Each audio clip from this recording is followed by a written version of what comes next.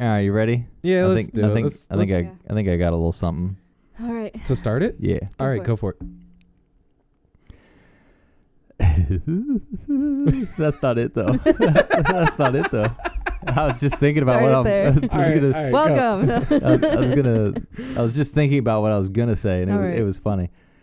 All right, you get one more take. Ugh. Oh, all of a sudden we're putting how much art I can produce. Okay, cool. Yes, time is moving at an accelerated rate, Michael. We need to get started now. Michael, 1 hour here is 7 years to the viewer. Let's go.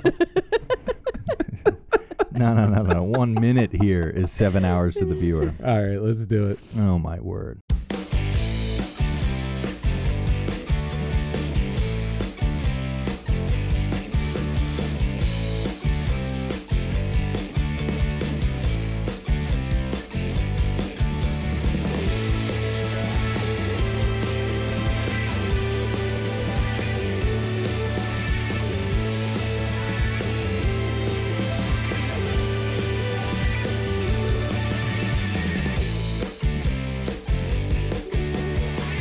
Ladies and gentlemen, if you remember last week or 2 weeks, how often do we put these out?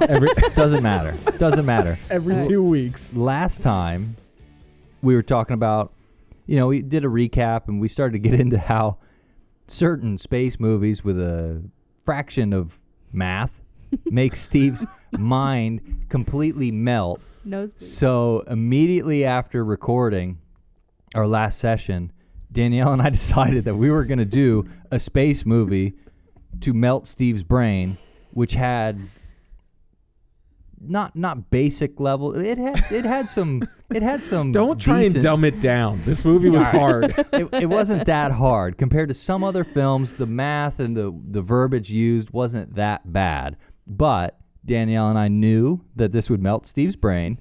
So I think immediately afterwards we're like, we're going to melt his brain. We're doing Interstellar. Let's do it. And that's what we did. So this week... Let's be honest. You could have just said, Danielle has been asking to do Interstellar since we started this podcast. I was going to say, it was on the original list of movies that we wanted to cover for this podcast. We have that list somewhere. We do. But it was on that list. And I've been saying it every time we're like, what do we want to watch something? I'm like, let's do Interstellar. And everyone's like, no, let's not do Interstellar. So this week we're doing it. I think I'm excited. Just rediscussing the 2 years of doing this reignited that. the let's melt Steve's brain and satisfies a little bit because this is a drama. This is a drama. I wouldn't say it's a strict drama.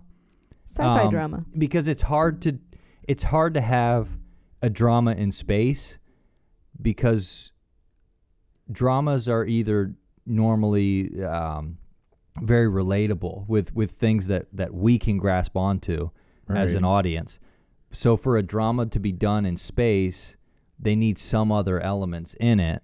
And I think they did a good job with this one because you're fully engrossed in something that has never happened. And the math, the science is all theoretical. Right. And we don't actually know this stuff. These are things that no humans ever experienced, but we felt like we were experiencing it. Made it believable.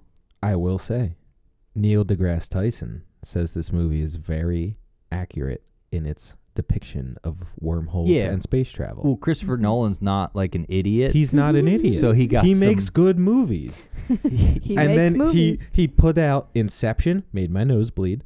He put out Tenet, also made my nose bleed. He put out Oppenheimer, also made my nose bleed because it was just that good. And then there's this movie that makes my nose bleed because, God damn it, I don't understand wormhole travel. Well, they explained it to you very simply with a piece of paper, Steve. Okay, but him putting a pen through a piece of paper does not fully make me understand.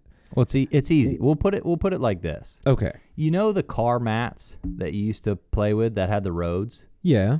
Well, if you wanted to get to the other side of that car carpet, right, you would have to drive along the carpet. Right. But if you fold the carpet to where your starting point touches your ending point, mm-hmm. and you could somehow make the car go through the carpet. When you open the mat back up, you're at the finish line. Holy shit. I feel like that was a pretty good way to describe it. That's not bad. That's like what he did with the paper, but just putting it in okay. like, kid Okay, terms. let's just take a shit on what I said. No, but the that's what I'm sad saying. thing is I had one of those carpets. So did I. And so did a lot of people. Really made it make sense. So you get to... Okay, so... You just get to skip the travel because you bend the Oh my world. God, that's freaky to try and wrap your head around. So you around. basically just bend the world till you're where you need to be and then unbend it. So let me just ask. So they were able to get to a different galaxy because this hole opened up the folded world So the of start, a different galaxy. kind of. The start, our folded galaxy world. is where you start with the car. Yeah. And where you want to go in the other galaxy is the end. Uh-huh. And you just bend space-time to make them... So you take out the travel instantaneously Right. by morphing the world. It's like if I could fold the United States and we wanted to go to Disney You World. could just jump we to could just, Florida. Go straight. But in space. But for us, Uh-huh. it doesn't disrupt anything. Right. Because we don't understand how it works. Yeah, well... It's also a theory. Nobody's ever done it. It's probably not true. Theoretical. Just throwing that out But there. yeah. Asterisks I in the corner. It's like, theoretical. I love this movie for the story and the acting behind it. I hate this movie because it makes me feel dumb when trying to explain all this stuff to me. Now, what you just said makes sense. Yep. So if they would have just had that scene of Matthew McConaughey being like, "Hey, remember when you used to have that car?" Well, the paper thing is the easiest, most available way to explain it. Right. But folding the paper is easy to comprehend. The going through the paper, Yes, that's the hard part. That's what we don't 'Cause, like, understand. I mean, I know Is we how do we haven't- get it to do that, and then how do we go through? Like, I know we haven't done Donnie Darko yet, but they have a scene like that where they're talking about dimensions, and the guy literally does the same thing. It's the hole through the paper that's folded. And, like, even back watching that movie, I'm like, I don't understand. I don't get how, like, yeah, because you poked a hole through the galaxy, now you can travel to the other end of the galaxy, but how do you get through that hole to Nobody get knows. you to the other Nobody end of the knows. galaxy? And they think black holes bend space-time, but you would still have to find a way to enter at a point and exit where you want to go. Right. I have a feeling that it would not go well. I have a feeling the humans would get smooshed. Is smoosh. Well, and then that's the they say in the center, because of the gravitational pull of a black hole, in the center of it there's a point of infinite density. Right.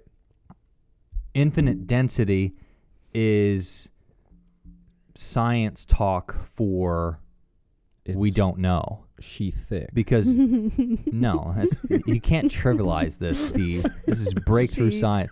Thick. You can't have infinite density. You just can't, because you just can't. Infinitely dense. See, this is where So you just can't. Yeah, like Well, see, this is because- where I start. I'm like, it's too sciencey, but like, I don't want to have to like dive too deep into it. Yeah, I Just- mean, I feel like we can take a step back a little bit and like talk more about the story and how everything connected. Oh, this was not going to be Michael explain the string theory theoretical. to Steve. As much as I want you to explain string theory to me, Well, that's the thing. We have to understand that we can't.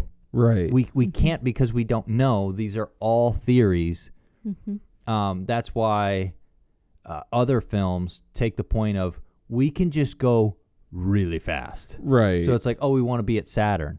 Okay, you could Light either speed. wormhole there, Mhm. and that's good for the movie. We don't have to explain how a wormhole works.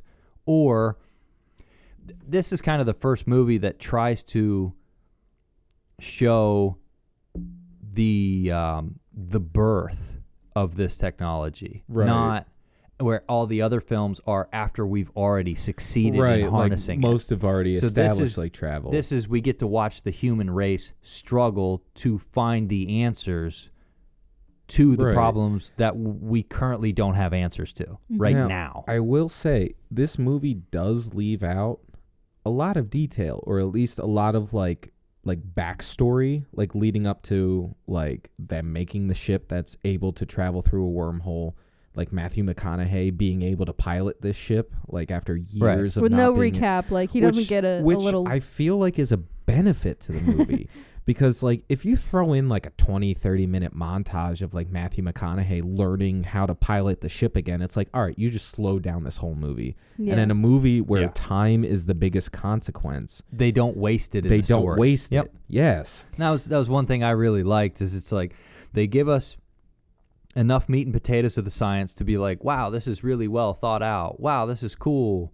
Wow, Christopher Nolan makes good films. That's like his whole purpose. Like we know he makes good movies, right? So I wasn't surprised that it had a good mix of science, but I was also really impressed with the story in itself. Right. Now, the story starts like a lot of things, and it's just like, here's this guy. He's got this brilliant mind, but he's been forced to live simply because there's dust everywhere. We ran out of food. Everybody was killing each other. Yeah, but we don't really give a shit because this is a movie about the future. Right. They don't really take too much time to explain the apocalypse situation, but they're really good at just putting you in a situation and you understand what's happening without the need for explanation. And they give us just enough with the blight killed off this, then it killed off this, and then we see that okra got the blight. This is the last year we'll be able to grow okra. All we can do is corn. Right. Okay, so, I mean, everybody's digestive system is rigged up by now. Honestly, all corn, Jesus. I love this part because the Cooper's dad, Matthew McConaughey's character, is like, he's like, yeah, we're losing all these crops, whatever. But also, you have to go to this parent-teacher conference. Right. Also, be nice because we need to repopulate the planet, if you know what I'm saying. You're single. And it's time to start mingling. Well, they do give us a little bit about his children's mother. Yes. Where, well, if you hadn't repurposed all the technology, they would have found the tumor in my wife's brain before she died. Yeah. So it does give us kind of a scale of he's got shit going on. Well, and also the scale of how bad the world got so bad that we took resources from hospitals to survive. Right. Well, and this scene with the teacher explaining to him that his daughter Murph got into a fight over the moon landing. The old textbooks. And they were basically saying, no, the moon landing was faked to try and bankrupt the Soviet Union. They just throw that in there. Like, have we gotten to the point point in history as a society we're rewriting history to get kids to stop having hope in like leaving Earth? Like, that's incredible. Well, I think the main thing with that is, and I'm not saying we don't twist history now. History is written by the victors, which kind of leads me to believe that we won, but at a large cost. Okay. Whatever the conflict was, we won, and we get to rewrite history. So we did that to bankrupt the Soviet Union so we could win this thing. And there's a ton of movies where the Soviet Union is a bad guy. Like, there's all kinds of movies. The Soviet Union is a bad guy. Whatever, cool.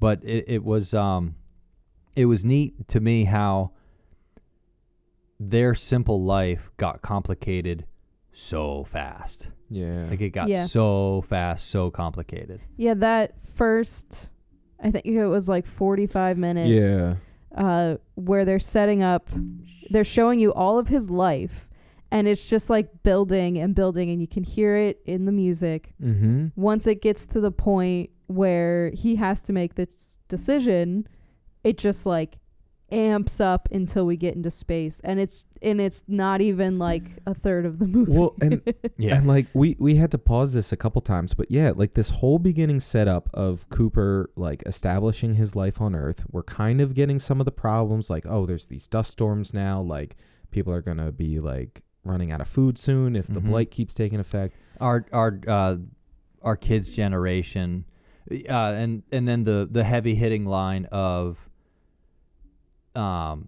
as we run out of this generation will slowly run out of food, but the next generation will be the first to suffocate. Yeah. So it was like, it's inevitable, and maybe not everybody knows it, but you do see kind of an exodus scene where like cars are leaving the city and things like that. So it gets progressively worse over time. Time. Over time. The whole movie. Time. But around this time, after Cooper is done with his all that shit, and we get hit with our like first dust storm, they end up getting back to their house, and this is like our first instance of them almost like establishing the whole passage and how we're going to perceive time in this movie. Is they get back to their house, and his daughter Murph has been complaining about like, oh, there's a ghost in my room. Yep. And I think it's trying to communicate.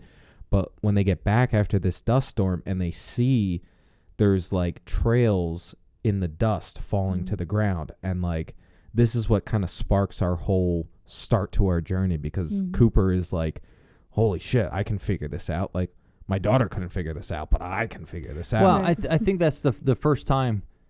He at first it's like, she's a kid, and he even tells her, okay, you can't just say there's a ghost in the room. You have to observe, record, and present. Yeah, he's trying to make a scientist out of his daughter. And so she goes up, and she kind of half figures it out, and then when he goes in and sees the difference, like, oh no, something's going on.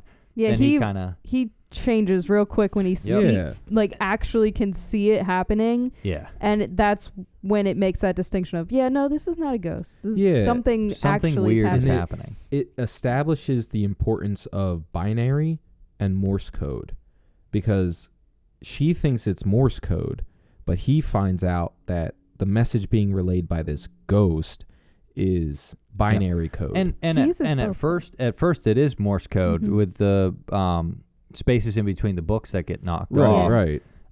That's what gives them actually the spaces that comes out after a little bit, but the dust, when he gets interested in it, is and there's the eureka moment, the smallest eureka moment of the movie. There's like 17 eureka moments. Eureka.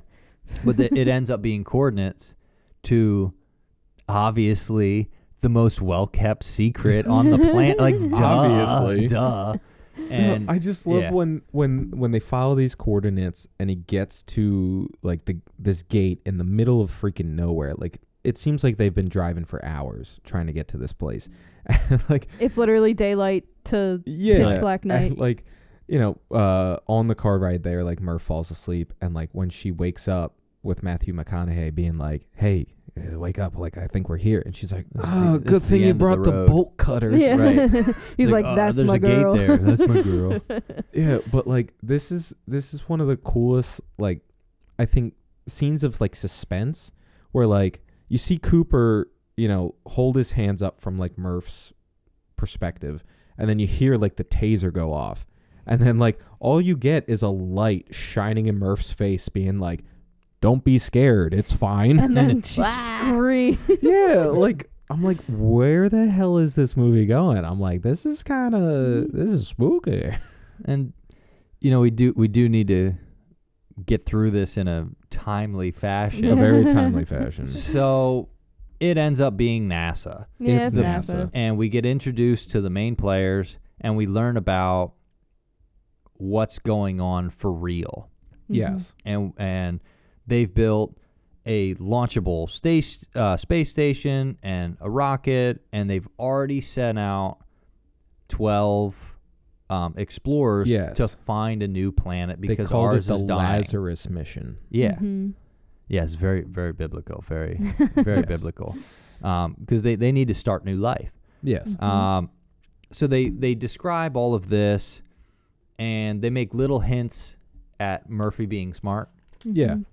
So, and that's kind of funny because that plays into the rest of the film. So we learn that, Dr. Mann leads a 12-man mission to find these other planets because a black hole appeared.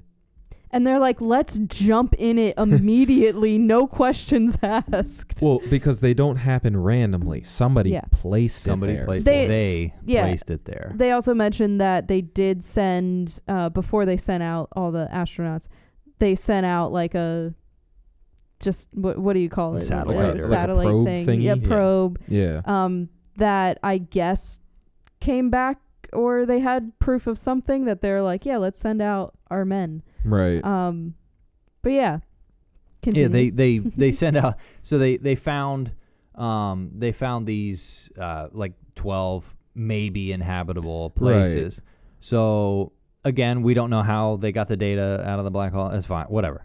Cool. They don't go too much into that. Yeah. Right. But they need to do a follow-up mission based on who thinks they have a viable planet. Right. And that's where we get, I think it's like one system with 3 potential planets. Right. One, and they're like, oh, we only have one option? Oh, yeah, but one option with one galaxy with 3 worlds. Right. So it's like, okay, great. So they picked that one. So they picked that one. Obviously, that's the, and they have the technological ability to go and visit all 3. Mm-hmm. And plan A is launch the station and take people off the Earth and start that type of transport. And then plan B is the 9,000 cryogenically frozen DNA diverse seed people. They call it a population bomb. Yeah. They're basically going to bomb fertilized eggs into the ground, and we're going to grow humans like turnips. Yes. No, I don't know if that's quite it. No, that's what it says right here. That's what we're going with. They're going to grow them in a lab like the Clone Wars. No, they put them in non-dusty dirt, and then we get people. Yeah, they put them in fertilized dirt, and then you get a baby Brad. And since this is a movie, Matthew McConaughey was a NASA pilot that never got to go to space, so he must go. He's the only NASA pilot alive. I'm sorry, it's that same freaking trope that's in like every movie. You're the best that there ever was. We need you to fly a spaceship. Yeah, there was a little bit of that, but then you do also find out later that they didn't really need him. But anyway, well, his ingenuity. They needed his engineer brain to solve all those problems because no space mission goes well. Hello, it's a film. It's space missions is just like avoiding or fixing ultimate every catastrophe problem. and damning your planet because of oxygen malfunction or something stupid. Now, there's something that happens here. I may have missed it, but before they launch McConaughey and Anne Hathaway and the other guy into space, Michael Caine makes McConaughey the promise that by the time you return, I'll have the problem of gravity solved. Right. Now, did he know? Yes. Well, I know he knows, but does... It was in the script. Yeah. I'm trying to figure out how to word this. So they knew there was going to be a problem with the wormhole and getting people through it because of gravity, or did they think something wouldn't work because of gravity? I missed this. He knew that we can't get information out of the black hole.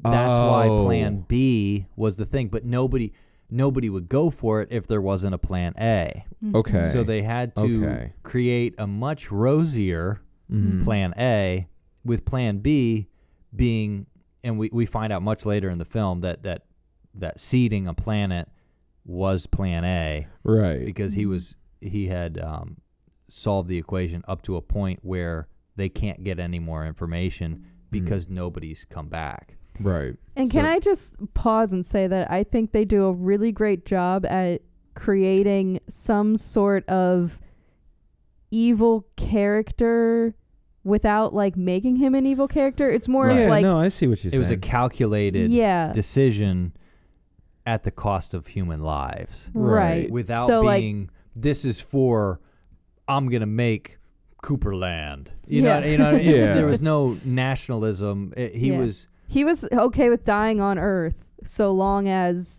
his mission got put out. Continued forward. But you don't really learn that he's the evil guy until later in the movie. Much so later. It makes it really cool that there's not just a villain. It's like... Yeah, it wasn't so much him like having a mustache twirling fucking and revelation. My favorite part is it had nothing to do with money. Yeah. No. All of these space movies have the one guy that's, we need to... I mean, look at Don't Look Up. We got to harvest the meteor for cell phone batteries. Why? Yeah. Because there's precious metals on there, and we can make money off it. It's like, all right, that's stupid. We're all gonna die. Stop thinking like that's that. fine. When you blow it up, you're rich enough. Figure out another way to get your stuff. Like whatever. But and then we have a ton of emotion leaving. Oh yeah, these scenes hurt, man. Ooh, that first tearjerker scene where he actually leaves is... Whew. Oh, my God. Yeah, well, because he's trying to say goodbye to his daughter. Like, the grandpa tells Cooper, basically, like, hey, your son will be fine. Like, but you have to make up with Murphy before you leave because she's devastated. You got to say goodbye to her. Right. Make it right. And he's trying to apologize. He's trying to say goodbye. And the more he talks, the more I think he makes it worse for her. Yeah, because he steps and, and that's where one of the more memorable lines is, time works differently out there. When I get back, we might even be the same age. And she says, so you don't know when you're coming back. Yeah, like you have no thing. idea when you're coming back. Yeah. And whatever. If you're gonna save the planet, you have to save the planet. So he goes and saves the planet because he was the only option, Steve. The movie wouldn't happen if he didn't save the If planet. Matthew McConaughey wasn't a farmer building robot combines, and he didn't have a dusty house, yeah, we would have never saved the human race. We would not be here today. Right. He doesn't save Earth. So they go over the crew, and the crew is members of that board of NASA. So and it's not like they're sending lackeys up there. They're sending the best of the best so that we have the best shot at Plan A or Plan B. Yeah, there's Beard Guy. Yeah. None of these people matter. Other they guy. all die. Yeah, the spoiler alert. They all die. Nobody matters. Yeah, everybody dies. There's Beard Guy, there's Other Guy, there's Anne Hathaway, and then there's Matthew McConaughey. Yeah, and then there's one other guy that's already in space. But we're not going to find out about him yet. We're not going to find out about him yet. So they have the three options, and they launch. And it's an intense moment, and that's it.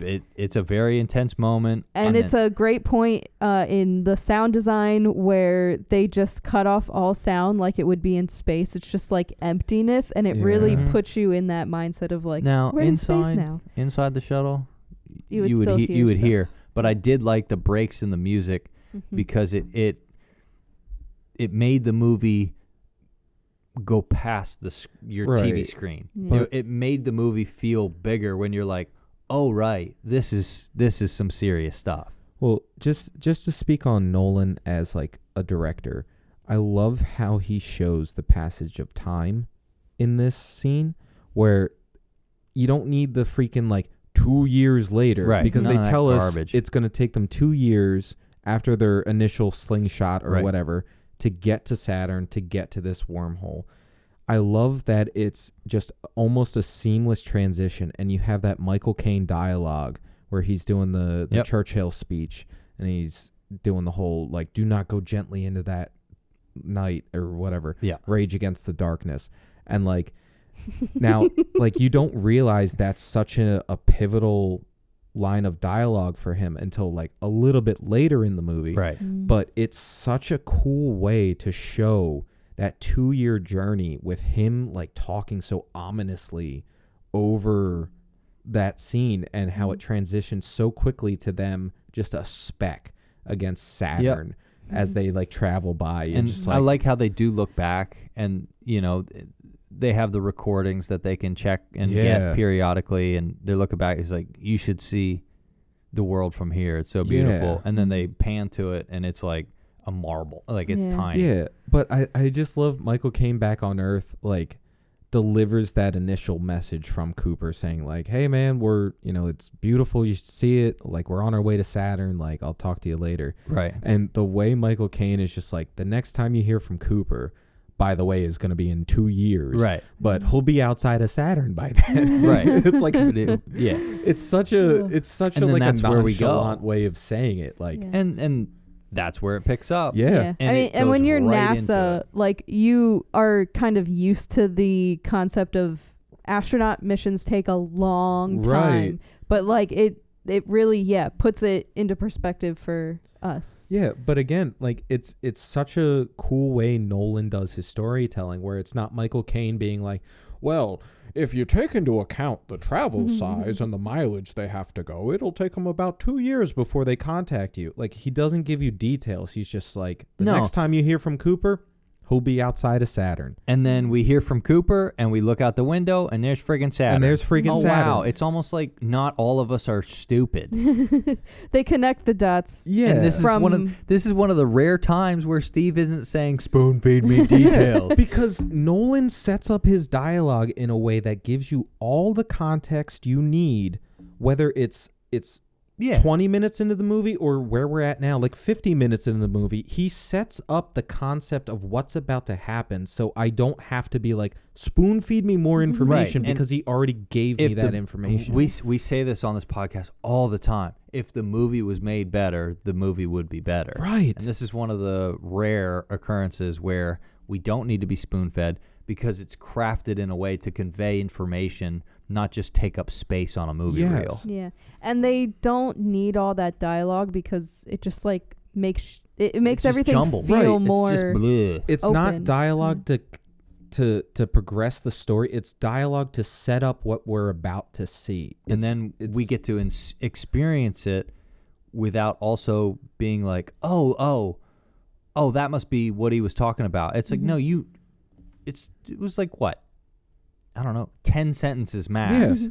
And he sets up the next hour of the film. Yeah, a sentence of Michael Caine being like, oh, it'll be about like a 6 months turnaround after you launch, and then it'll be another 14 months to Saturn. Right. From that, you're like, cool, 6 and 14 is 20. Okay, so we got this many months. And it doesn't even matter. You just know it's a long time. And it was supposed to be, it's a long time, not as soon as you start saying, and this is where some people are much better at picking apart movies than me, but they're like, oh, well, that was a year later, but based on the way the sun was, where they filmed it, it really was like a year and 3 days. It's like nobody actually gives a shit at all. Yeah. But yeah, so they wake up from their incredibly scary hypersleep chambers.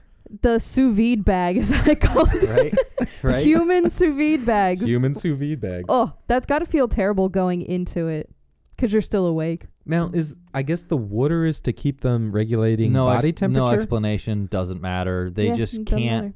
They don't want to do it with steam like other movies. Right. They don't want to do it with it's no steam, no fog, no transparent glass, because windows are a weak point. That's why windows on a spaceship are tiny. Yeah. Because being able to see through something is a weak point. So they did a couple things differently. Right. And also, we don't care. Yeah. We don't care. No explanation They woke needed. up. They're not hooked to anything. There's no tubes that get pulled out.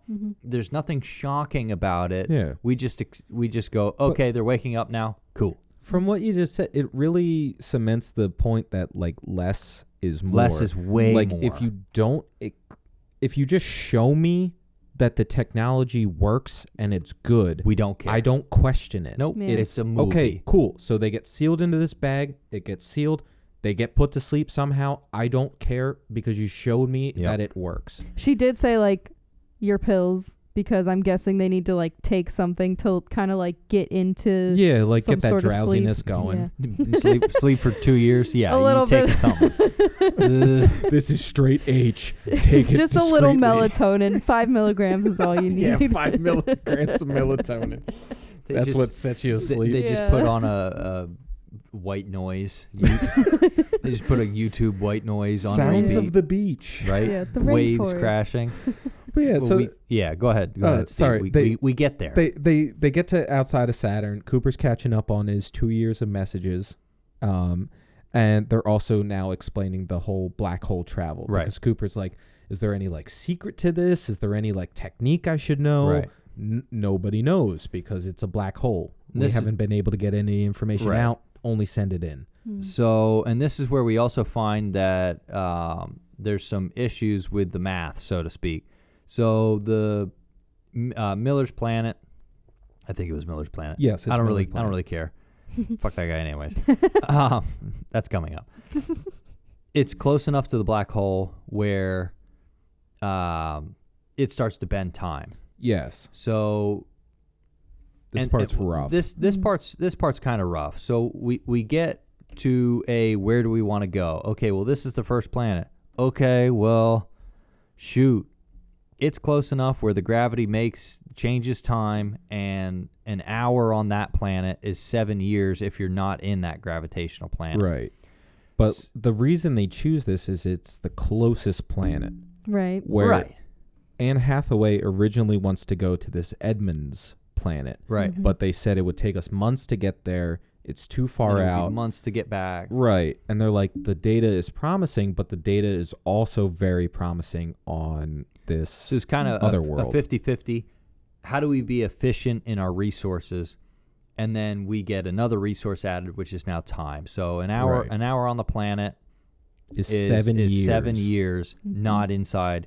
So they decide to, this is not the right terminology. Mhm. They decide to park their spaceship outside of the gravitational Yep, they pull. just No, they put dropped the anchor. Yep, And then- drop the anchor down there. And then they decide to go down on a smaller craft to retrieve the information, but they all agree this needs to be a snatch and grab because Yes. if we're there for a half hour, it's 3.5 years.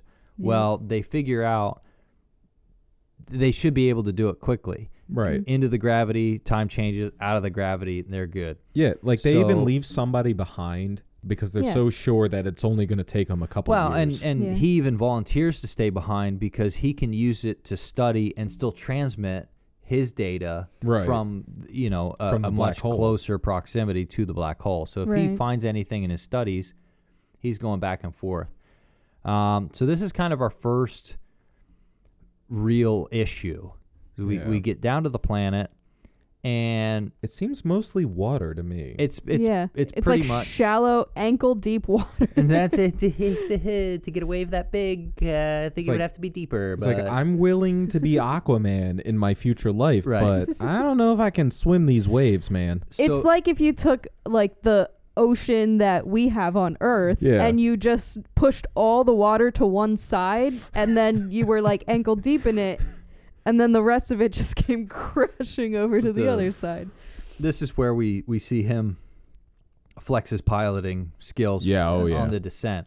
How do we do this as fast as possible? Well, we wait until Amp it up. We're just gonna the yeah. very last minute, accelerate into the Earth. puts the air brakes on, and they land, everything's fine.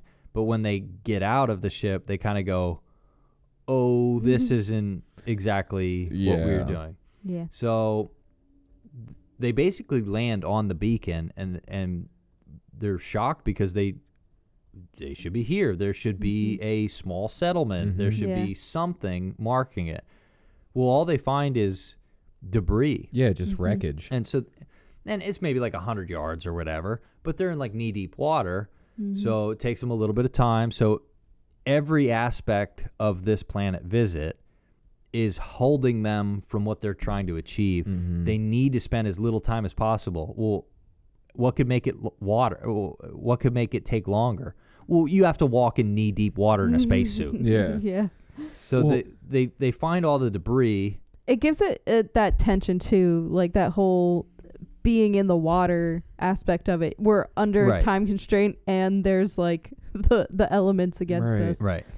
And then when McConaughey figures out that what Anne Hathaway thought was mountains were actually waves, and he realizes one is right behind them, and he starts yelling at them to get back to the ship. Anne Hathaway's being a little stupid head. She's trying to complete what she perceives as the mission, but Matthew McConaughey is also trying to finish what's perceived to the what's good the data if we're dead. Yeah, well, and as a planet, nobody cares. Clearly, it's inhabitable if all of it is one giant wave just going around. Yeah, but not.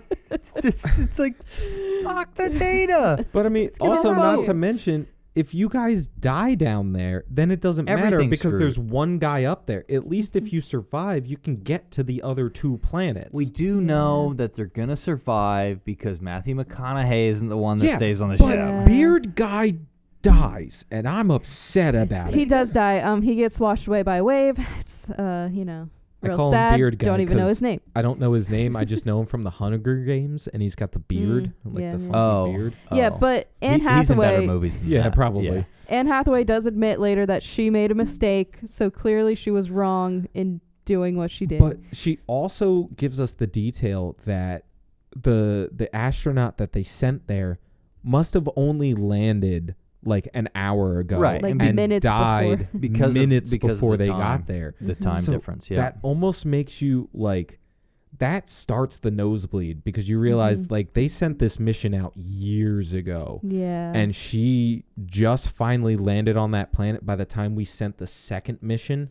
Yeah. And they just got to the planet, and she would have died like maybe 10 minutes before they got there. But if an hour's 7 years and it took them 30 years, then she was only there for like a few 6 hours. Yeah, it's just like an insane and they concept to like wrap your head around. They thought the ping was coming. Yeah. It was, it must have been stuck on loop. Well, no, it was just the one ping. Yeah, it just got to us by the time we. Right. Yeah. Oh my God. So they really hammer it hard with this first mission, so to speak, because once they get back on the ship and they make it back to their home base, the guy they leave behind. Yeah, he's like much older now. Yeah, wow. visibly older. He tells you, I wrote it down because I was so fucking shocked. Yeah. It was 23 years, 4 months, and 8 days they were down on that planet.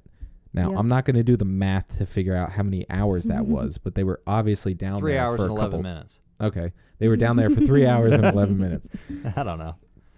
But like that's like I can't fucking wrap my head around 3 hours being 23 years of my life. Yeah. Like that's insane. No, that's the point. Yeah, I know. These are things we don't understand. They give you the most dramatic time difference. Yeah, shit. Because just this is right off the bat. This is where I hate this movie because the emotion they there put it is. into this scene. There it is. Steve doesn't understand it. I hate it. No. I can totally understand me not understanding a movie. It's this part of storytelling that breaks me as a human being. Of Cooper realizing he lost 23 years with his daughter, and then catching up on 23 years worth of messages from his son. Oh yeah. He finds out his son had a daughter. He found love. The son's daughter died. He had another kid, and Murph doesn't want to talk to him, and like his whole world crashes in a matter of 3 hours in his time. And I think that really sets this movie into like these sections of the first third of the movie. Time is moving slowly and everything happens within like 2-3 days. Yeah. And then this is like completely drastically different from that by showing you how fast time moves when like you're not there at home. Yeah, like, and just to crazy. hear that guy they left behind be like, I almost left. Like, I almost lost hope. I put myself down twice into hypersleep, hoping you guys would come back. Yeah. Like, holy shit. Can I do something unprecedented? I would love it. I've got to use the restroom. So we'll be right back after this. Ladies and gentlemen, we're back. What was minutes for us was just one quick little second for one you. little frame. One click flip of the switch. And we're back. So we're off the gravity screws time up Yes. planet. Yep. McConaughey has cried a lot because Murph reached out to him. Oh, my word. Yeah. And basically said, fuck you, Dad, you left us, and I don't know if you're alive yet. That's our second tear-jerker moment of the movie. This one hurt because we get to watch Matthew McConaughey break a little bit. Like, it starts to break, and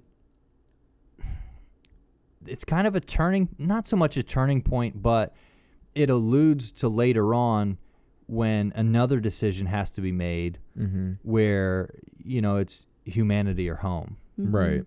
And without this scene, I don't think the future decisions hit as hard as this one. Right. Because 23 years of that rush of what was 3 hours. Yeah. No big deal. Like, that's a gaming session. You know what I mean? And then all those changes with his family back on Earth, but he still has to remember what they're there to do. Yeah. So this is where they kind of have a little. You can't have a space movie without a tiff between people in the spaceship. Right. There has to be some sort of conflict where, and in this case, it's where do we go next? Right. And I mean, when you're in a confined space with two other people for years of your life, I'm sure you would have some disagreements. Yeah.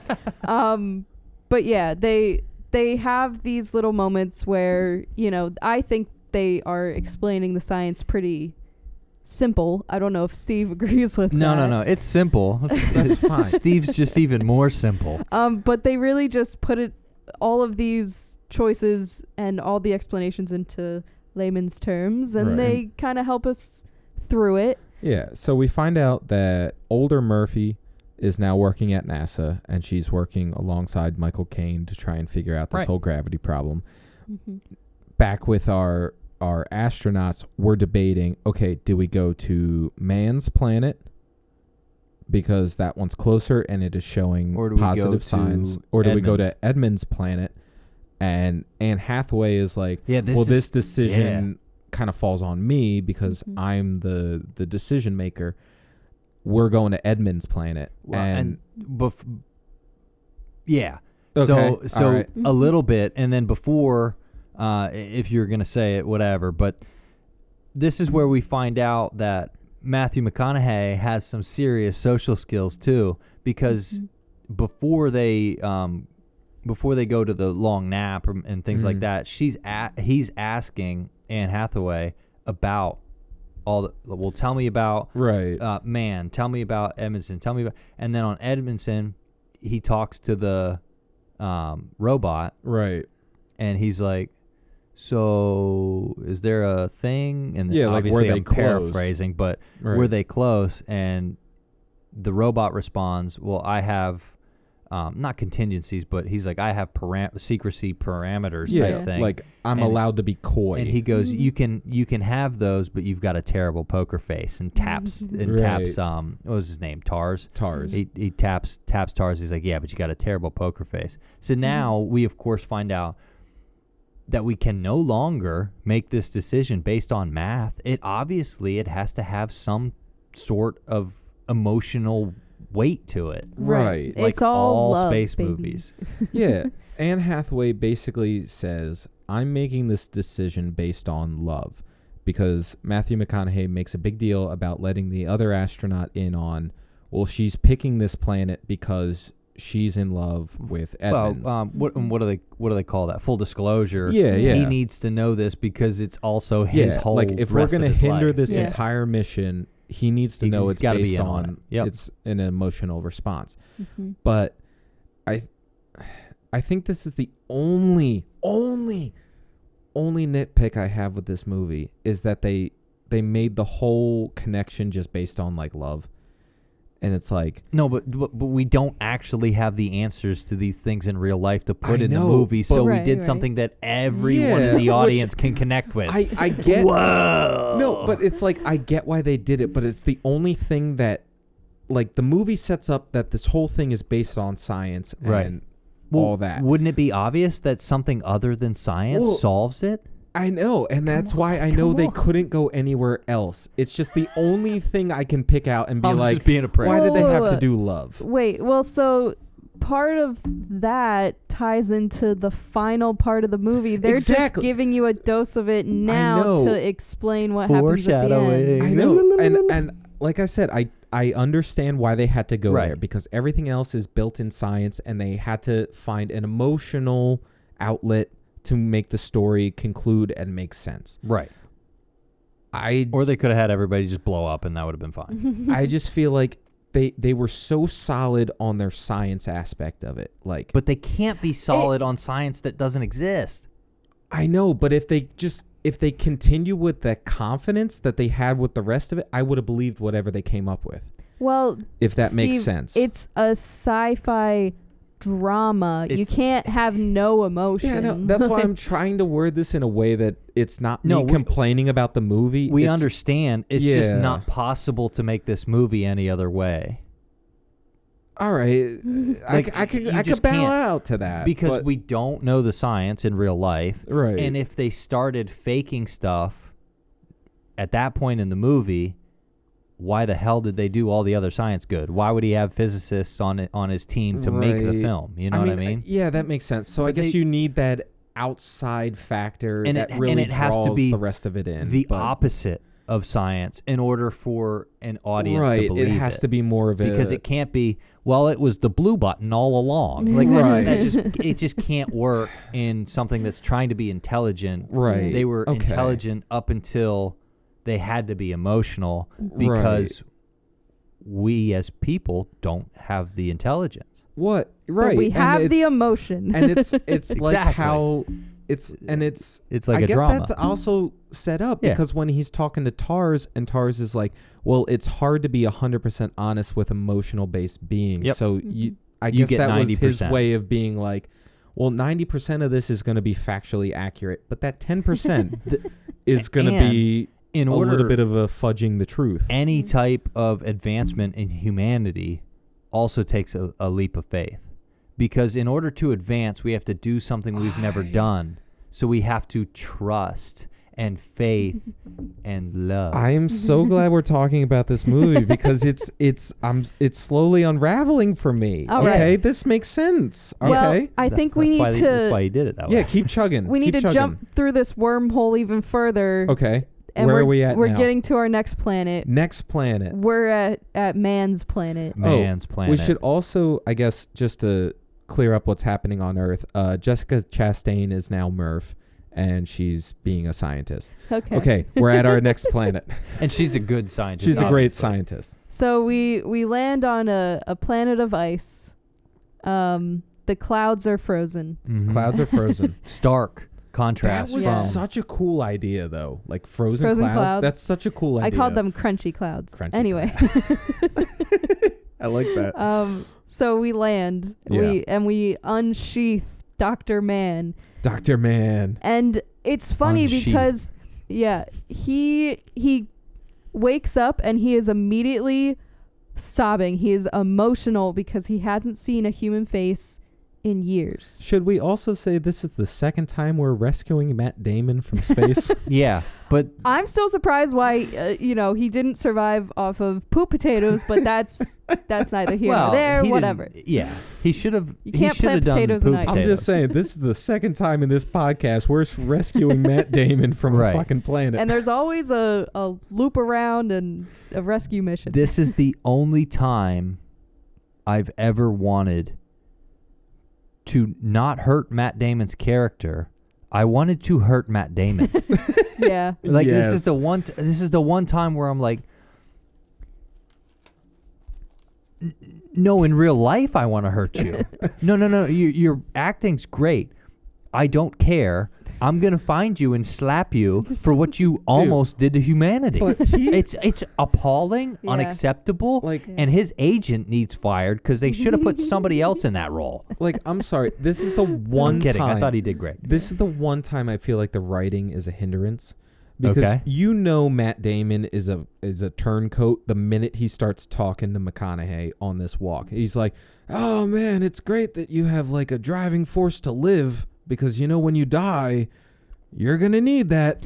Anyway, 2 minutes down the road. Right. Hey, you know how you have kids? Oh man, those are great memories to have before you die. Right. Anyway, 2 more minutes down the road. Hey man, isn't death great? It's almost like the final release before we finally get to relax. You would like to relax, right?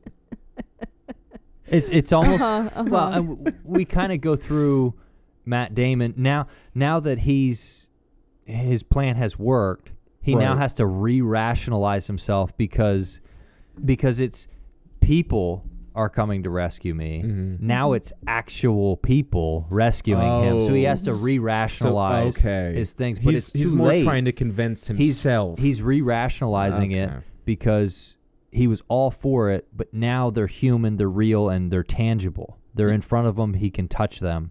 They're real. Not to totally stop you, but do you see where we're going with this movie? Do you see how every complaint I have is totally explained away by a good movie telling a good story? Right. Yeah. Okay. So all right. So we're not crazy. Obviously, we're at the point in the film where we learn that Matt Damon is an asshole. Yeah, and I'll you learn that immediately. This is the version of him who didn't want to live off poop potatoes. They took alternate universe. They took his alter ego from The Martian and just made it the whole character in this. Yeah. And then my first thing, when I first watched this movie, as soon as I saw that robot disassembled, I knew something was wrong. Yes. Immediately. Because you saw how trash that room was, and you're like, something went down here. Yep. Yeah. And how hesitant he was about letting the other robot get the visual monitor or whatever he needed from that robot. Actually looking through the data. And he do you have a point here? Yeah, well, so I had a note. I forgot that in this scene, while they're talking to Matt Damon, and Murph learns that there was never a plan to save humanity because Michael Caine is dying at this point, and he dies and basically admits, I lied to you, Murphy. I needed you to have hope that your father would come back, so you continued working, but there is no hope for humanity. So she sends this message out to them that one of the robots then relays to them, and basically it's her being like, did you know your father's a scumbag? He left us to die, to suffocate, all this stuff. So and even Matt Damon, I'll have to agree with you a little bit. It's get over it. Get over it. Right. Well, it's I get it, but she then uses that as motivation to figure out how to save the world. But but the thing is, even Matt Damon knew, and this was before him and Cooper went on this walk, so already you knew he was kind of off, because he was like, oh yeah, no, this was the plan all along. I was the colony. We're going to start our colony here. And at the same time, if Elon Musk comes to me and says, hey, all right, you don't even know where I'm headed with this. If he comes to me and says, hey, the world's screwed, we've got the spaceship, you have to be on it. Just know that all of your friends and family are going to die. But see, Elon Musk told you that. Michael Caine told Matthew McConaughey nothing other than you'll come back and you'll save your daughter. That's fine. He needed him to do that. Elon Musk would realize that I'd be able to make that decision. So even if he did, I would hope he would come to the launch. But just know that I would be giving you both middle fingers as I leave the planet, just being like, should have been smarter, Steve, because you could be on here too. Just giving you 2 middle fingers. But was it sneaky? Yes. Was it necessary? Maybe. And that's why he's not exactly the villain. The maybe is what makes it a drama. Right. And so that's what I was saying earlier, is he's not exactly a villain. He did a bad thing that affects everybody. But technically, he did a necessary thing. Yeah, he didn't technically do a bad saved the human race, because if he never lied to Cooper to send him out here, to make Cooper a trans-dimensional being to communicate with Murph, it never would have happened. So he needed to be that like logical force to start this mission. The emotionless decision then turn it into an emotional decision. Yes. It was his lack of emotion that had to make an emotional choice be the right one. Steve's having a eureka moment, everybody. This is want to great. point that No, keep... But this is going to be a 2-hour-long episode. I don't give a shit. The other thing is now Steve. Yeah. He sent his daughter on that ship and didn't tell her either. Yeah, she didn't know. So I could murder other people's families all day long. Yeah, I don't care. But if you think about it, if he told her, then she never would have gone because she knows he would have died. And I fully appreciate you working through 30 plus years of your brain functioning like the rest of us all of a sudden. But okay. Well, so he sends her out because he wants some of his bloodline to be continued on. How much of those 9,000 have his DNA in it? If he's me, all of them. You think Michael Caine's coming in that many cups? I don't think he needed to do that. She's gonna be the one giving birth to a lot of kids. So he wants. No. They have to send a woman. We can't just redact 100 years in science. They would be incubated in artificial wombs. Okay, but I just mean like if they're actually planning on like colonizing, they're gonna need women. He was setting her up to fall in love with Matthew McConaughey and repopulate. Which is what the hand motions were completely unnecessary. Well, they'll only know if they watch it. Nobody ever watches hopefully this. They're finding out on their own. Oh, wow. But they would be incubated in wombs. And so we don't need to degrade the film with this naughty talk, but there would be more people being made somehow. Yeah. But obviously if I'm building the spaceship, my DNA is going in that cryogenic freezer. But I think we got off task a little bit while Steve realized who he was as a person again. But I was coming to conclusions based on our conversation, and I'm starting to understand the movie a little bit more, so I'm glad we're talking. Well, they have to discuss what they just heard, and it's evident based on Anne Hathaway's reaction that she had no idea. She had no idea. And I liked that because... But your heart breaks for Chastain because she's like, did you know... And also, did my father know? Like, did my father leave me knowing I was going to die? Like, that there was no plan. He left me willingly knowing I was going to die. Yeah. Yes, but if she doesn't have this level of emotional reaction, they would not have the emotional connection to span space and time. Right. So she kind it's of necessary. she goes from hating her father to realizing that maybe he is... the hero in this situation, right? And it makes her like care about him from Earth, which is what ends up being the connection. Yeah, and it's just crazy that it's happening simultaneously. Yeah. But like you don't really have a concept of where her timeline is taking place and where they're at out in space. But they do show it to us connected in that way, and I think that they put those scenes where they did purposely so that you know what's happening at the same moment. And she does give that line where she finally reaches out to him and is like, this is a very special birthday because you left at the same age that I just turned, but they never tell you how old he is. It doesn't matter. It doesn't matter. Well, no. That's what I'm saying. Like, that's why it's kind of more of a punch or like where you don't really know where time sits. Well, they just know she's the same age as him at this point. It's a very basic writing technique of leave numbers out of sentences where emotion's supposed to do it. That's a pretty basic thing. Because then you can't pick it apart. Don't put math in the emotion sentences in the film, and it hits harder. I think more of my amazement is just more at Christopher Nolan being a good storyteller and me being like, damn, my eyes are open. So to get back into the flow of it, yes. man pushes McConaughey. Yeah. They get into a big fight, and he's like, I'm going to leave you here to die. I did like where Matt Damon starts slamming his helmet into Matthew McConaughey's helmet. It was the only bit of unintentional comedy, I think. Yeah. Well, yeah, because he's slamming. He's like, what are you doing? He's like, it's a 50-50 shot. And that he goes, you're going to crack your own. That you're going to die. Yeah. And he goes, yeah, those are the best odds I've had in years. And then just keeps smashing them. But that was just something. And there's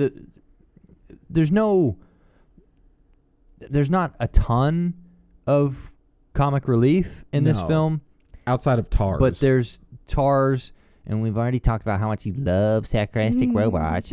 But the humans do it a little bit too. Yeah, I mean, they make it feel natural. Like, none of the comic relief feels scripted and written into the story. Like, it just feels like they're just having a conversation and they chuckle. Yeah. Yeah. But so we survive that somehow. Yeah, he connects his comm back to everybody else to alert them that he's literally dying from breathing ammonia. And then everything starts to unfold because they go to rescue him and they find out that man is, withholding all this, or he was lying about the information that he found. He faked the data. Yep. And he also made a bomb. Yeah, he made a bomb out of his old robot. Yep. And this is kind of sciencey, and at first I was like, they don't have explosives, and then I was like, oh wait, the drone that they captured, that Matthew McConaughey captured at the start of the film, has a power cell that can last forever, basically. That's a ton of energy. Yeah. You can make an explosive. Okay. Yeah. All right. Yeah. Everything's a bomb. That was for a drone that was made 10 years ago. Well, when you have space technology and the rockets and all of those things, I'm sure one of those things could explode. Right. Now, I guess just to touch back on the Earth plot line is Murph goes back to their original childhood home. Hated this part. Yeah, you're starting to see that there's illness going around because of all the dust. Tom, Matthew McConaughey's son, is starting to cough, and his wife is starting to cough. Their son is starting to cough. This was the funniest fucking piece of dialogue, and Danielle pointed it out. The kid clears the plates and he coughs and he goes, "It's the dirt. It's the dirt." Yeah, it was just one weird cut in the editing. Well, it's the dirt, and then they moved on.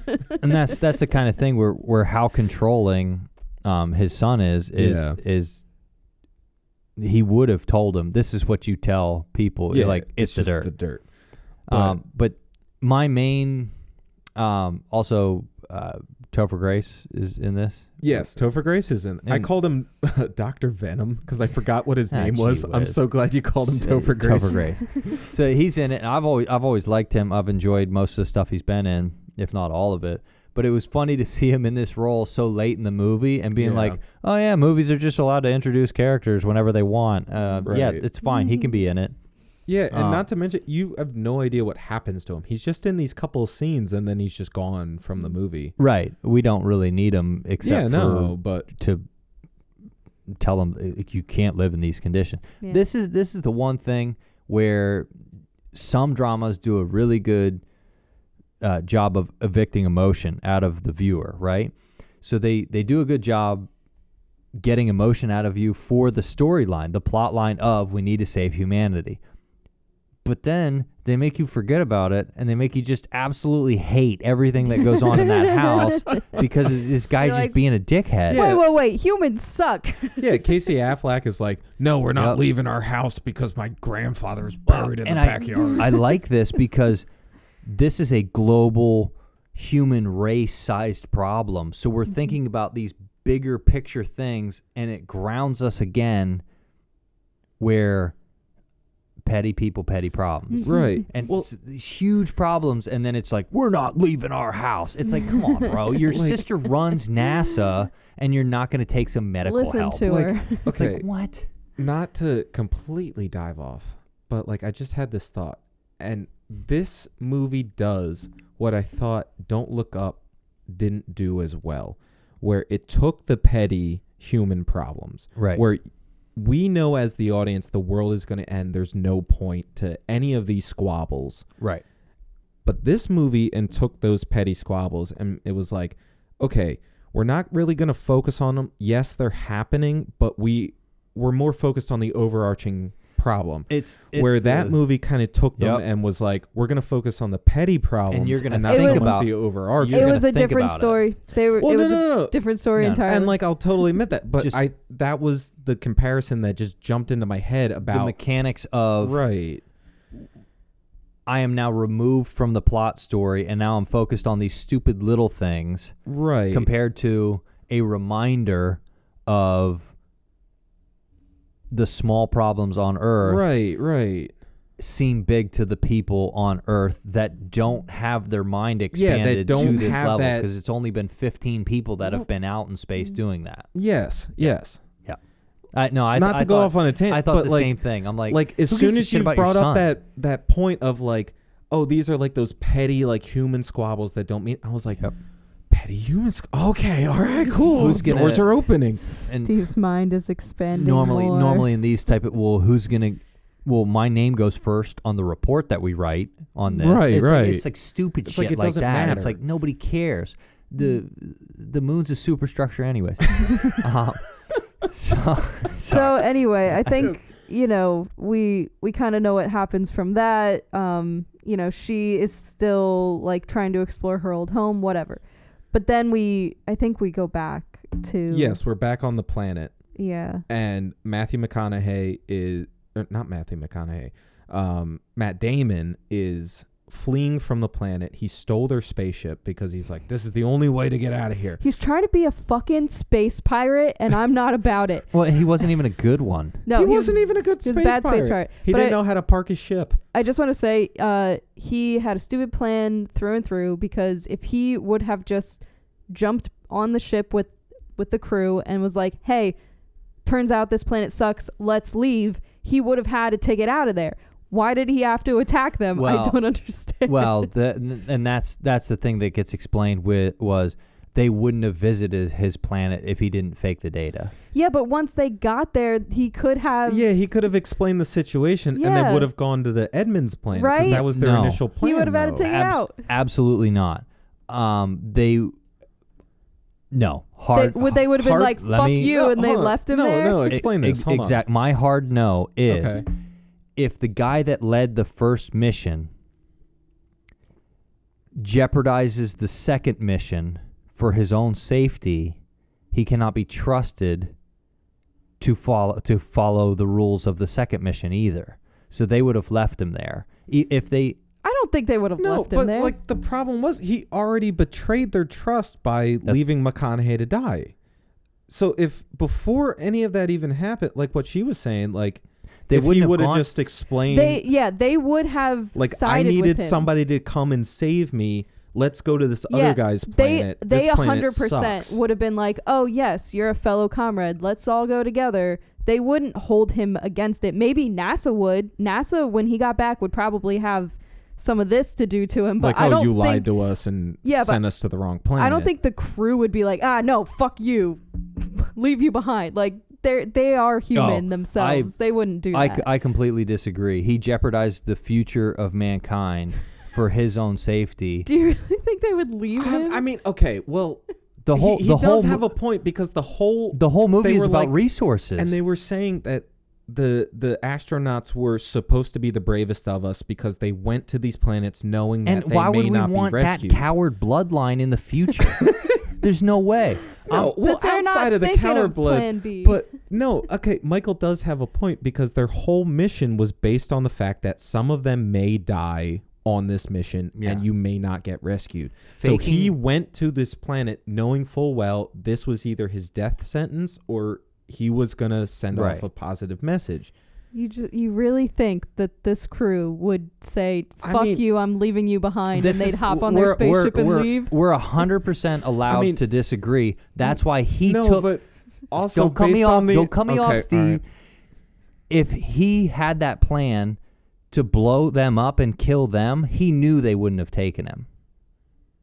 He would not. He would not have had contingencies. And he resorted back to violence, which was a base human instinct, which they were trying to kind of weed out by getting a new planet.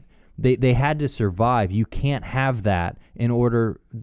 This would have been one of those hard decisions where they go, he faked the data. He cost us resources. We lost all that time on the first one. We now come to the second planet out of 3. We now barely have enough resources to get to the third one. And we want to take this guy who lied to us and wasted our resources, jeopardizing the whole human race. They never seemed to have like too much of a problem with resources, but well, and it's not that I disagree with you, but just based on the emotional decisions of Anne Hathaway and McConaughey in this movie, McConaughey probably would have had a problem. Anne Hathaway would have made the decision to let him on. Not if it jeopardized her visiting her lover's planet. But the third guy would have been that deciding factor, and he seemed like neutral, where he'd be like, well, it's more hands on but a ship. None of this matters because he chose violence. Yeah. Also, we're down one crew member who died, so technically there is space for another person on this ship. And I think the crew is not going to be that selfish in the moment. But anyway, that didn't happen. That's not where the movie didn't happen went. in the movie. I'm just telling you, I'm leaving Matt Damon. I just like the conversation that this started. I'm leaving Matt Damon. Okay, I just don't think the crew would collectively decide to leave him behind. That's fine. We disagree on that. I'd have left him one dry packet of food and a gun. 1/4 portion. No, he'd have had to starve or suffocate. No. You get one shot and a 1/4 portion. So they need to get to the third planet. But they don't have enough fuel to get there. That's why they have to do the slingshot maneuver, and they have to reduce. And before that, the Matt Damon doesn't make it because he gets blown up, and then we dock onto our home he's a planet. bad doctor. That's kind of whatever he exploded. So all that debate just to end with Damon dies in an explosion. Yeah, whatever. Right, and that's kind of the thing. Yeah, reinforcing he shouldn't have been able to go on the mission, because if it was up to him, he didn't even know how to fly that vessel anyway. Right. Anyway, so he explodes.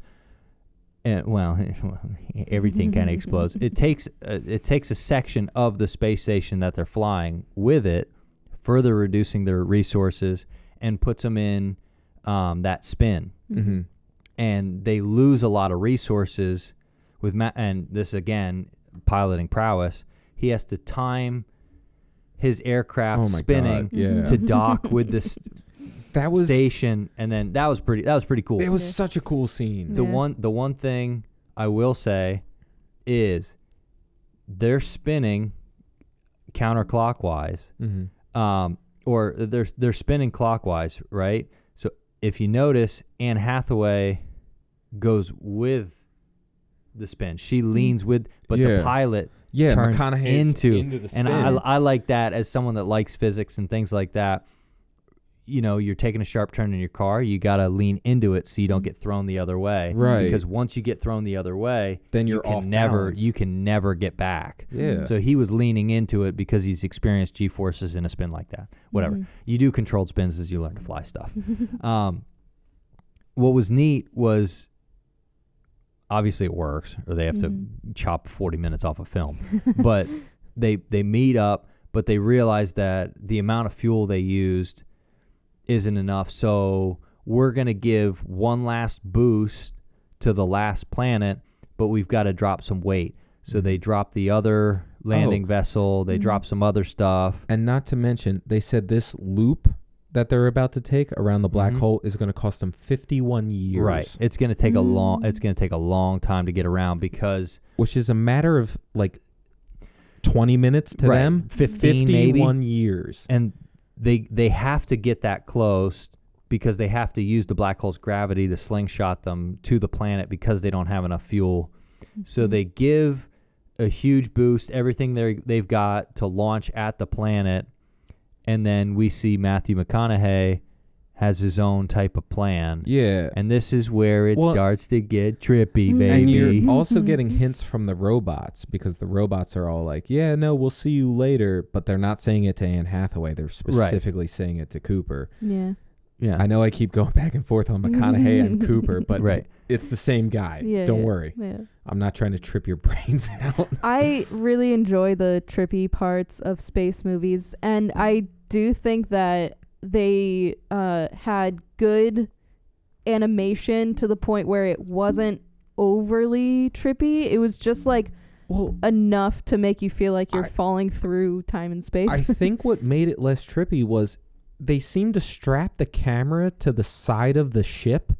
So when you're going through the things, it feels like you're on a physical prop going through the wormhole. So it's like it seems so much more believable with a camera angle on like a physical thing. Right. Like it's such a cool way to do that. Instead of all that coming through a windshield, they basically just took all the separation between what's happening and us out. Yeah, and the other thing they do is put the camera on McConaughey most of the time, because they're trying to show his reaction to it, but it takes the focus off of like, we have to make it look like we're falling through a wormhole. Well, and I noticed, like, I mean, this could be obvious to some, but like it was kind of cool to notice this time. But when he first going through that wormhole, like after he detaches and he goes through, and like the particles are like hitting his ship, it looks like the dust falling off of the bookshelves. Like it's even falling in almost like it's falling off like a heightened plane. Yeah, sure.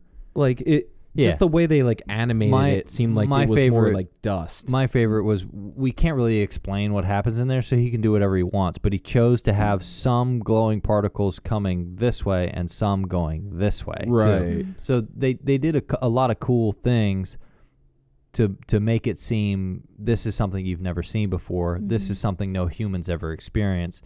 This is our best guess at, what's going on inside. Right.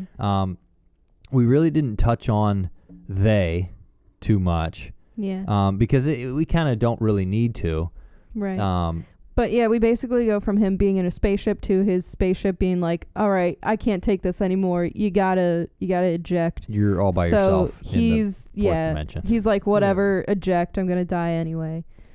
But he just kind of launches himself into the nothingness. I feel like we don't really have to go in to this part in too much detail, just because it's so abstract and it's so weird. But this is where we learn that they have access to time in a physical way. Right. Yeah, I was just gonna say he lands in this like fourth dimension place. Yeah, and basically the they've been referring to the whole movie like, oh, they chose me, they did this, they did that, they put the fucking black hole here, is just a future version of our current population. And they took McConaughey, put him through this black hole, and now he's in this fourth dimension, like Danielle said. Yep. And he is now influencing past events to allow the current future to happen. Right. I think it's also kind of funny that they were talking earlier, some of the scientists going back and forth about how, like, it's not possible to, time travel per se. And then it turns out that, like, they really show the connection of time being a circle and your start and your end overlapping in space. Yep. And it also includes a creature looking at time and being able to interact with time in a different way than we do. Right. We experience time. They can physically, they represented time physically for Matthew McConaughey, so we could get the end result.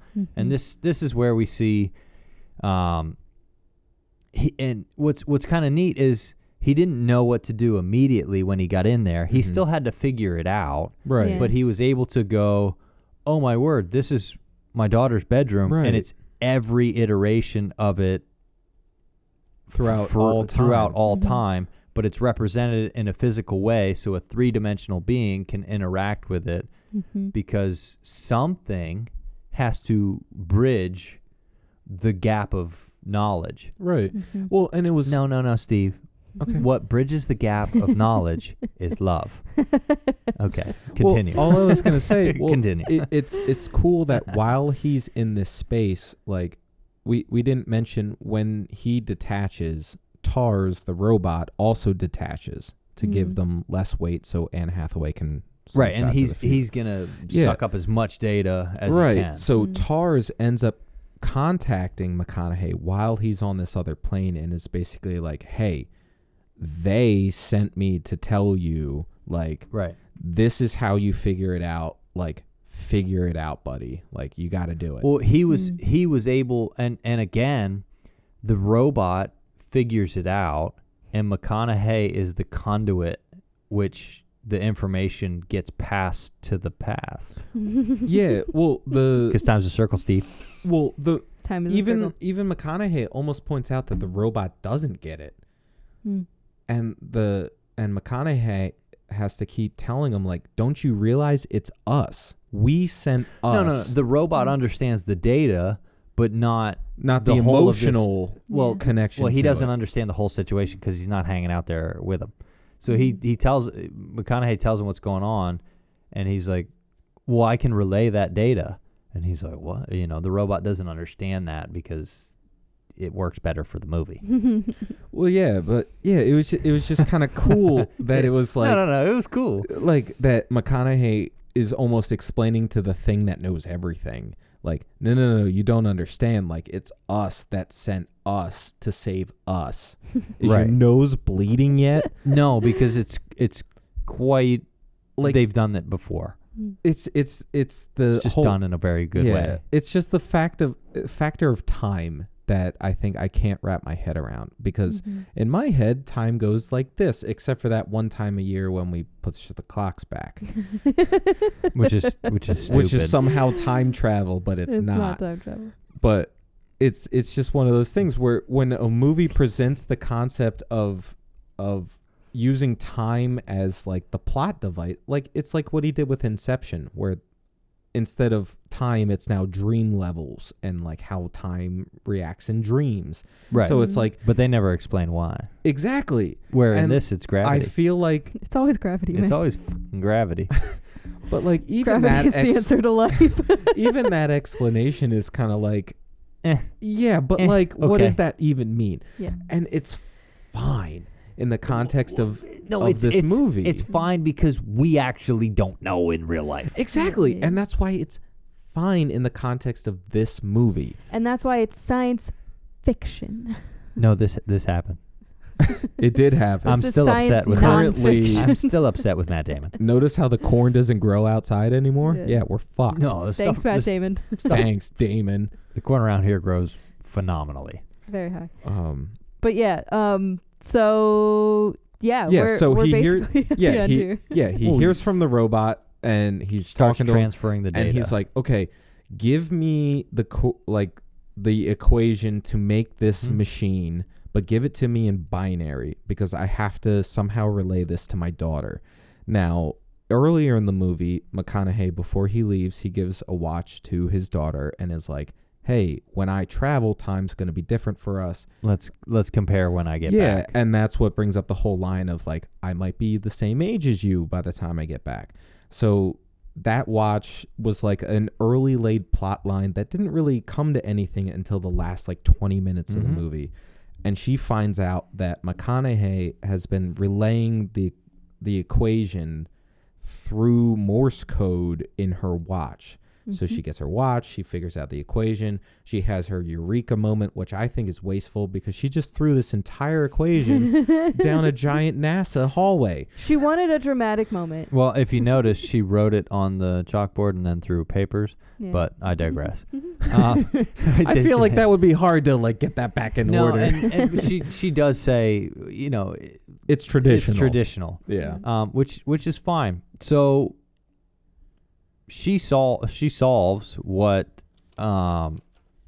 her predecessor said was impossible because we don't have the data. Well, they actually got the data, so now they can solve it. Yeah. Right. So now they do. Matthew McConaughey dies. Yeah. So he relays that message, and they close the Tesseract. Close the black hole. Yeah. But they put him back right outside of Saturn. Yeah. Well, and it's kind of cool. The black hole is outside of Saturn. Yeah. They pushed him right back through that black hole. But yeah, it basically cuts to, like, it shows a scene of McConaughey shaking Anne Hathaway's hand, which happens earlier in the movie when they first go through the black hole. Right. The wormhole time bending. It's kind of just more him showing, like, Cooper is outside of time at this point. Like, he's going wherever.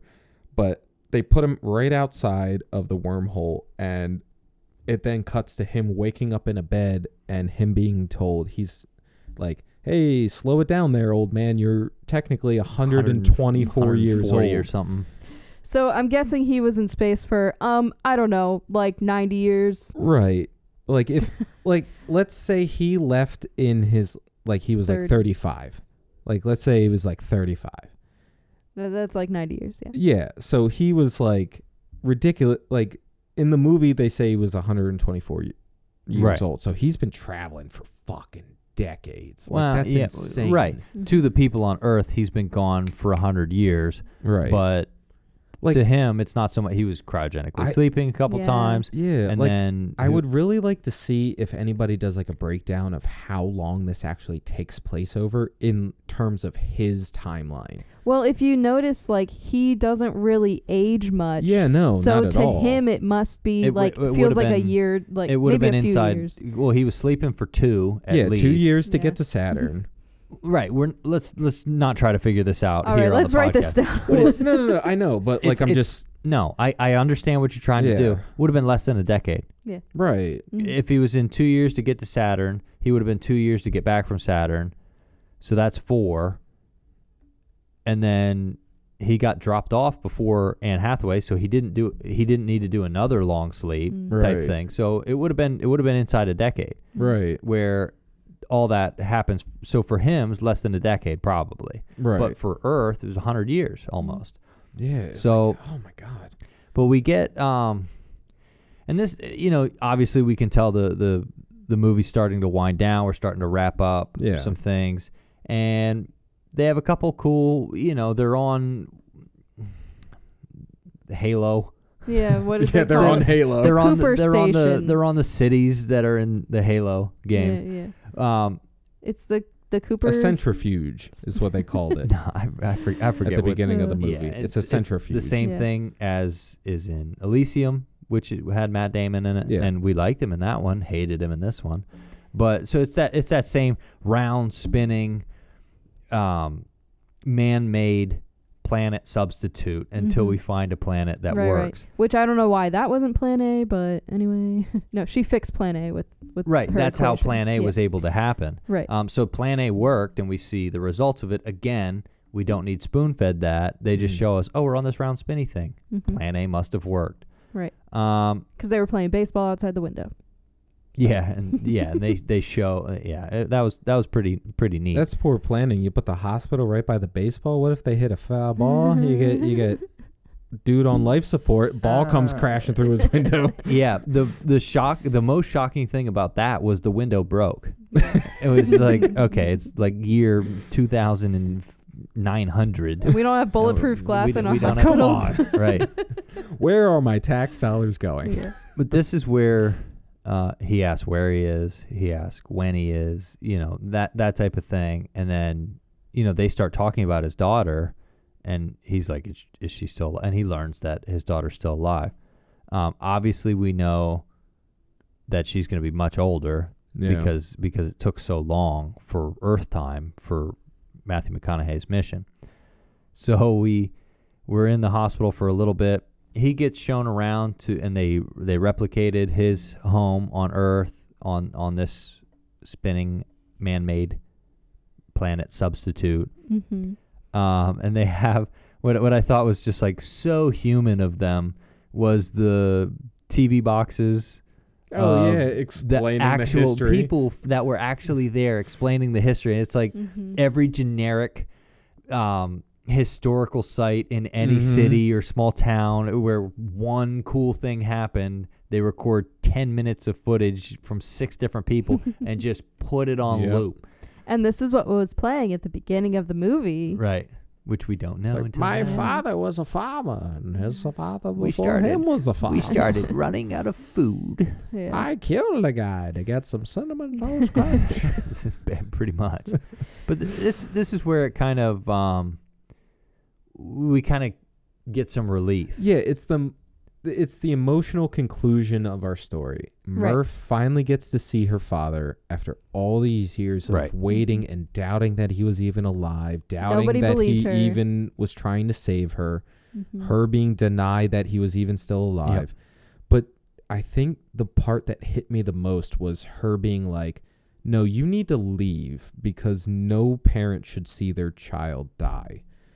And it's like after all of that, like McConaughey just wanted to get back to her. Yeah. And by the time he gets back to her, she's just like, you can't be in here. Like, you don't want your last memory of me to be my death. Yeah. But that also, she's had probably 40 years knowing that he didn't leave her. Right. So for her, it was like she's known he's always been there. Yeah. So she was fine. Now he needs to do what he needs to do. And I don't want to call it a twist, but like the end of the movie is him going back in space after Anne Hathaway. Yeah. Yeah. And that's totally cool. Don't get me wrong, but there was. Well, I mean, no. I even wrote this down because they set this up since the beginning of the movie is that Cooper will never be settled.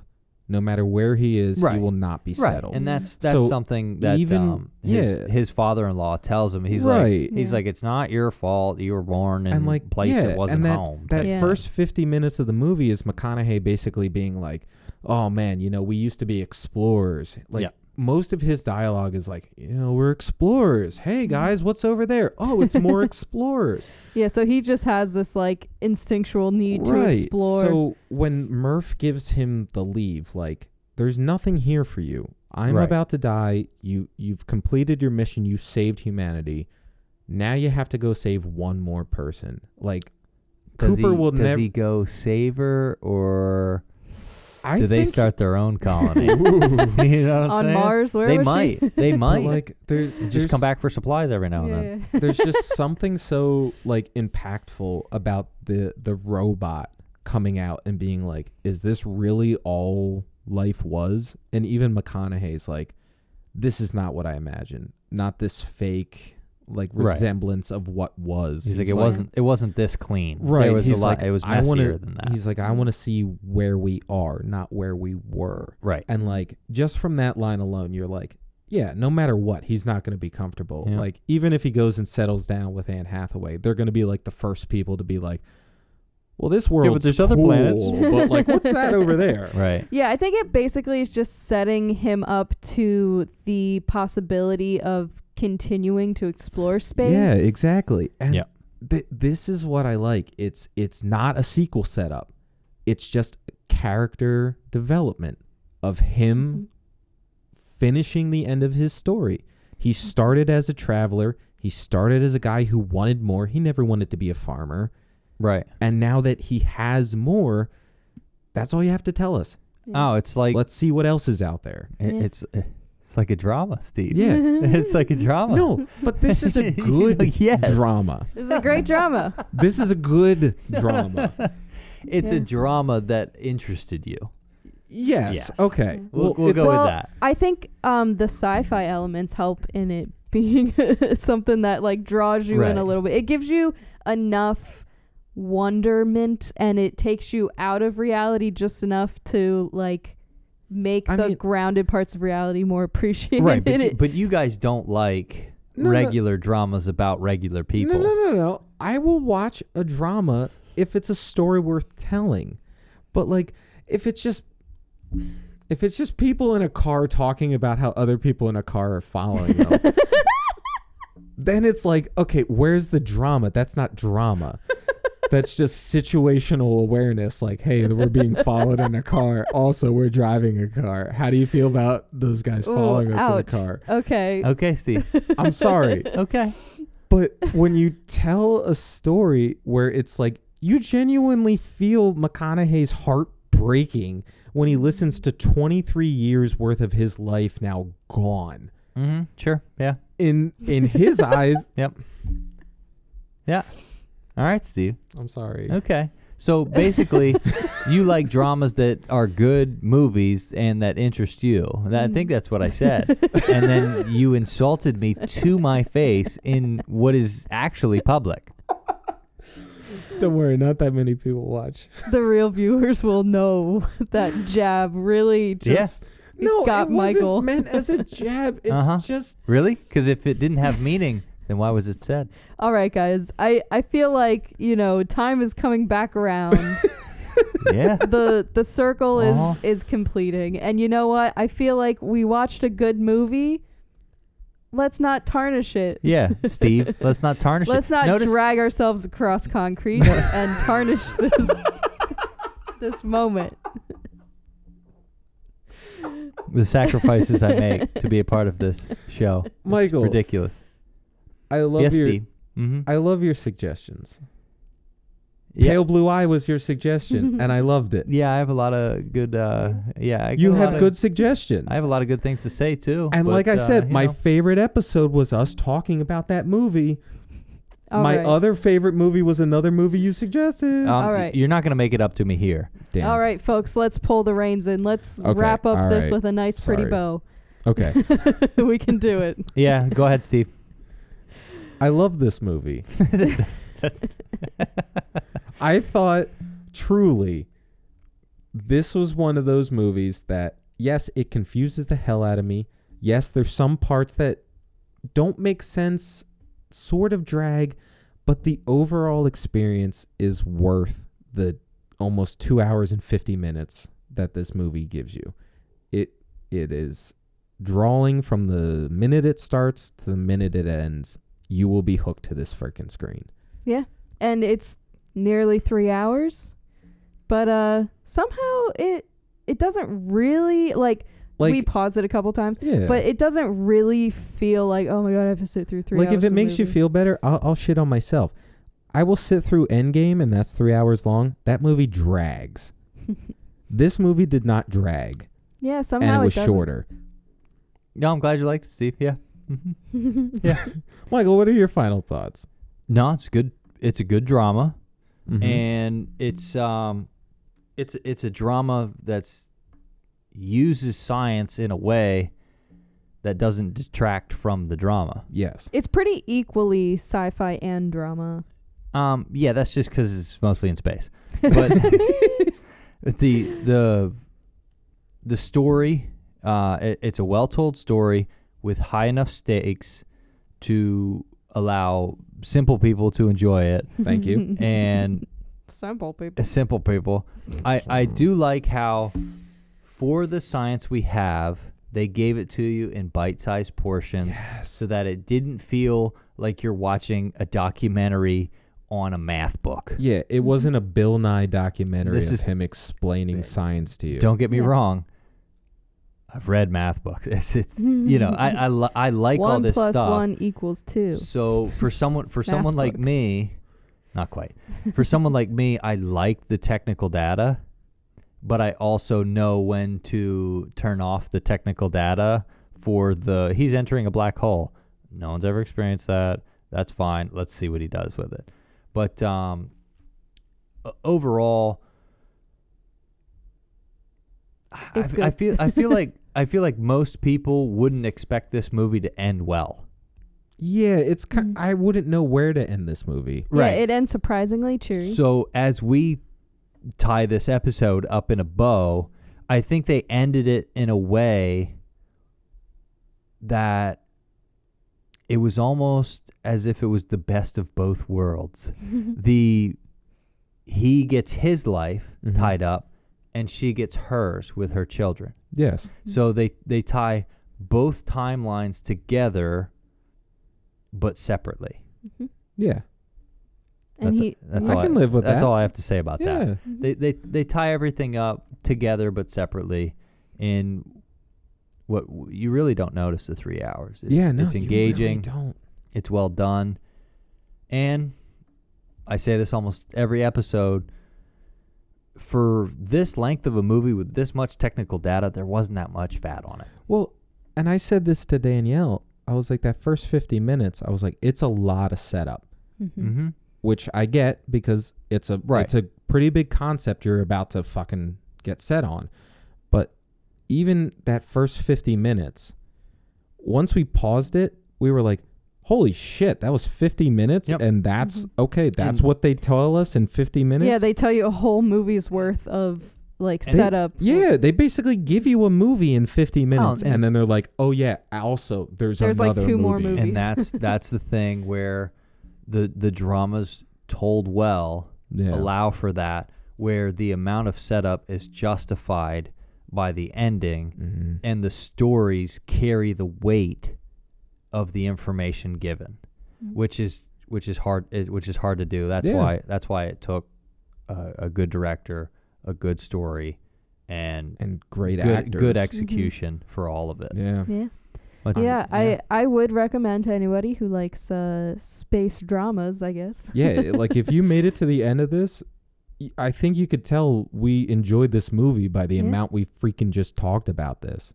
And we could continue to talk about this, I feel like, for another 3 hours. I have 5.5 pages of notes. We didn't hit on half of this, and I'm fine with that. We're going to have to make a part 2, another... No, absolutely not. If Steve wouldn't have insulted me, I'd be on board for a part 2. But since he decided to bring up previous episodes he didn't like, I'm just going to stab him after we're done.